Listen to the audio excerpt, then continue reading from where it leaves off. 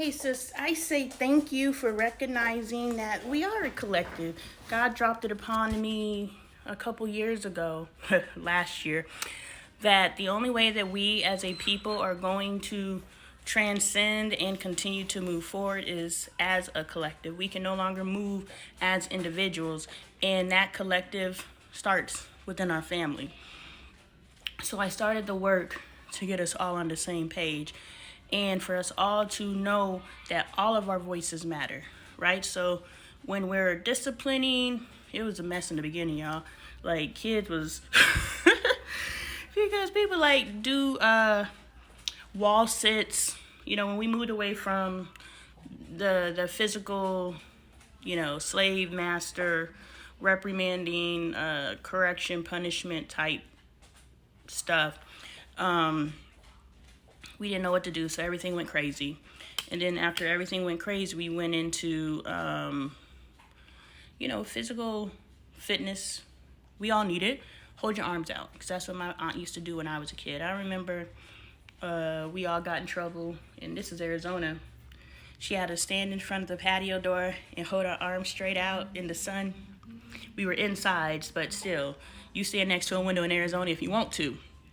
But, she had us hold our arms out. So, I was like, hey, it worked for me. It was effective for me. Hold your arms out. So we went through, wall sits, squats, push-ups, those types of corrective things, because they're strengthening their bodies while they're, and they don't want to do it because it hurts. And now we just, we do a little bit of everything. We do a little bit of everything because everything has its place. It's when things are so off to one side that there's no place for anything else that we now come into a space of problem or a space of imbalance. But everything has its place, and that's where I live in a space in my life.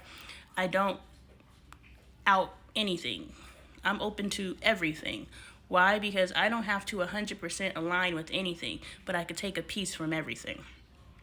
Anyway, so becoming a collective was very important because what God revealed to me at the time was the only way that we're going to get our 40 acres and a mule or to get anything in life is together. And this was demonstrated to me in Jamaica.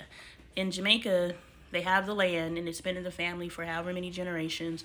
And as the next generation comes, they build on top. So they build another layer on top of the family home, and I think the younger generations go up and the older generations, of course, because they're older, stay on the bottom floor. But they'll have like 2 or 3 or 4 generations, depending on the longevity of the human, in one home. And that's how they're able to create legacy. They're able to build wealth, whatever that looks like for them, and they're able to have something in this lifetime. And so I was just like, well, how can we live together if we don't like each other? How can I come into a space of my children liking me if I spend their entire childhood oppressing them? I'm their oppressor. And so I had to learn how to create a space where my children have a voice, but it's not, because it got crazy, like Angel telling Caden, Michael telling Caden, Caden telling Michael to do all sits. It's just like, and Adoy was like, I don't think that the kids should be able to redirect each other. And at the time it was punish each other. I don't think the kids should be able to redirect each other. And I was like, yeah, so this isn't working. So then we go back and re-strategize and come up with another plan. And so Adoy is very much a partner of mine in this. And I'm working to get the rest of the children into partnership. Right now, they still move as children move. Adoy moves as an equal. Therefore, when I'm spitting, she's spitting. When I'm correcting, she's correcting.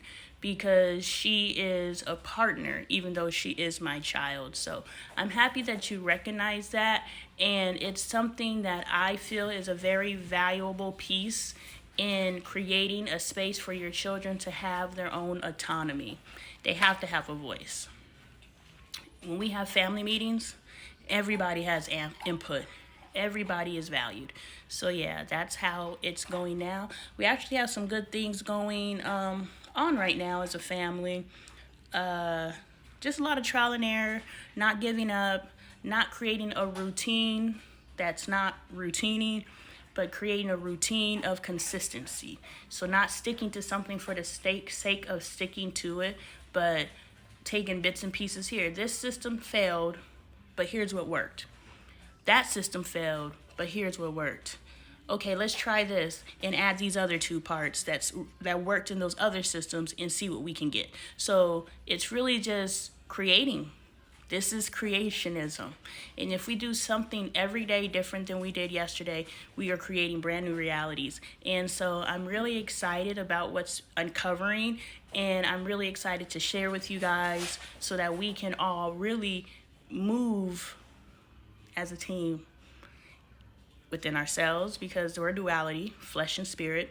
So we can be a partnership within ourselves, establish partnerships within our homes, and then go out into the world and establish partnerships. Because the only way that we are going to overcome is together.